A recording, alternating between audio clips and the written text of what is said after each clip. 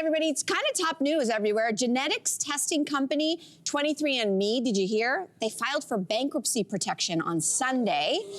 And now the Toronto Star is reporting that their privacy policy actually allows the sale of all that personal information that they have on you in this scenario, which may include sensitive health and genetic data of roughly 14 million customers. So, Riley, a lot of people are sounding the alarm on this. Does this worry you at all?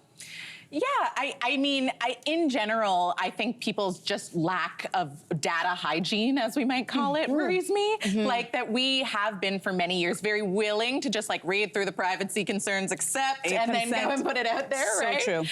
And like, so not only 23andMe, but all of these mega tech conglomerates like Meta and X and all of them, I don't trust any, frankly, evil billionaire to take care of my information very properly.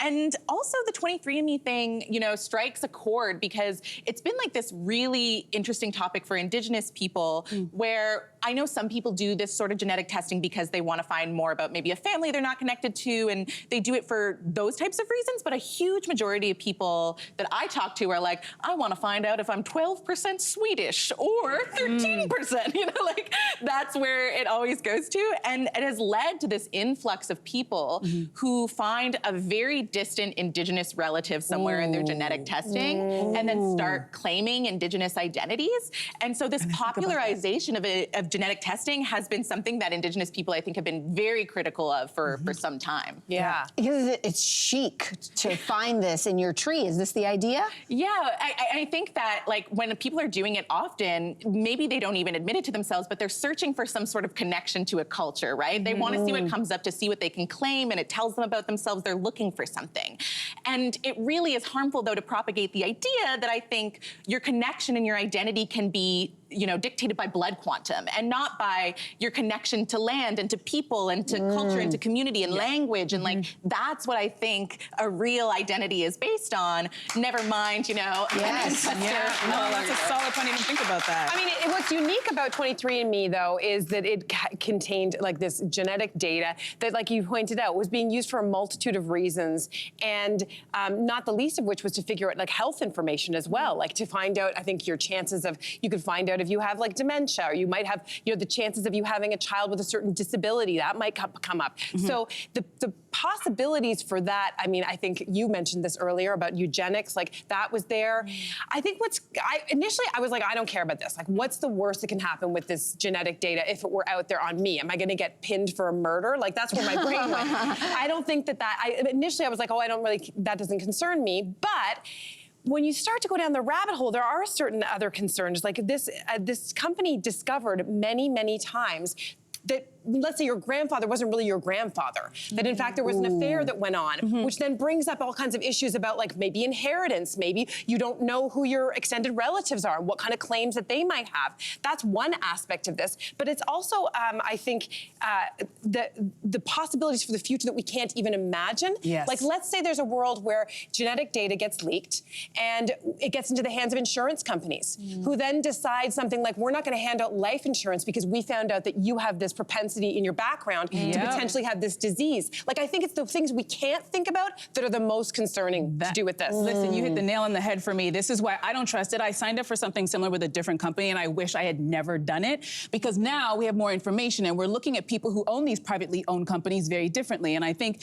you just made a really good point. It's like, I just lost my thought for a second, but I'm thinking about privately owned companies. I think everybody just kind of washes over it unless you hear that, say, Elon Musk is the president of that privately owned company that bought all the information. Do you still feel like, it doesn't matter? Now you really care about who owns all of your information. Also, those consent forms that they make you read through and sign, first of all, they're long and complicated for a reason. They don't want you to read through them. They want you just to scan to the bottom. And those consent forms are not there to protect you. It's there to protect the company. So I think there's a lot to be worried about. And my biggest fear is, okay, say this is a sale and you signed up and now you want to get off of it. You can never, ever delete yourself off of these sites. And that, for me, is the biggest worry. And why can't I delete? Say I opted in. Maybe somebody bought it for me for a birthday present. Well, now I've changed my mind and now that I have this information, I don't want to be part of it. And then the company's like, sorry, we're always going to have your information. That is the biggest red Well, flag they're for me. claiming can't both. reverse. So what's confusing about that is someone I know has gone on to try to delete their information. Apparently, it's quite bogged down because so many people are trying to And do why this. is that? And there's two bits of information. They have said, I think a spokesperson said, we are deleting, if you delete your profile and your data, we will also delete your, or throw out your genetic information. But then there was a previous thing where you would have signed up that says the opposite of that. So I think it's like, what's the truth? Can we trust I it? know. I think you're absolutely all right. We all should be very skeptical about where our information goes. But I'll be honest, I'm more concerned about my driver's license getting out on the dark web, my credit card number getting out on the dark web, my social insurance number, my health card number, because that stuff is going for top dollar on the dark web because that's going to impact my life immediately. If my bank card got out there, and they wiped out my bank account number, that's going to hit me immediately. This stuff is more abstract. I think that's why it's hard for me to wrap my brain around it. But there is, for any tech, is it the tech itself that's bad, or is it how it's used and how we govern who owns this information?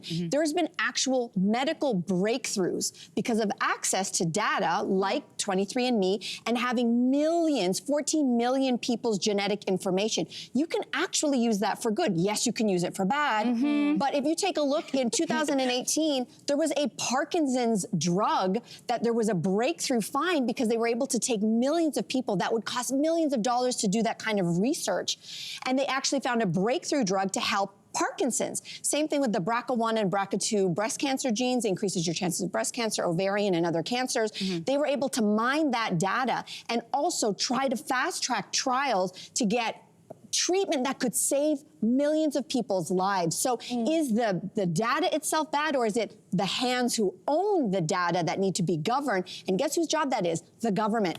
Yeah. The government's job to govern And they always seem to be it. a little late to that. Because I was listening to, and all of those points are really solid, but I immediately went dark where I'm like, okay, they found out that all of these people are predisposed to this one particular cancer. And then, the privately owned company is like, well, we should probably invest in the pharmaceutical company that's going to have that drug that they're going to need, and then we're going to drive up the prices. Like, that's my worry, because we've already seen that You're happen. absolutely right, But and they're that's where the always late to- government has to. Don't you feel like they're always late to the game, They though? tend to be late to the party, but I also think you have to balance the good with the bad. If someone in my family was diagnosed with something and this could get a cure, I'm in. But I also I'm think, in. Fair. I Yeah. also think, though, and this is something maybe people don't know about before they go and do these things, if that's the reason we're also looking for this, is that the most provincial governments do fund levels of genetic testing. You can get genetic tested for cancers, for dementia, for all of those things, and most of them are provincially funded. But we could fund them more, and people should know about them more, and maybe that could also take away some of the burden of a private company trying to step in and fill the gap. Yeah, There we sure, go. sure. Solid point.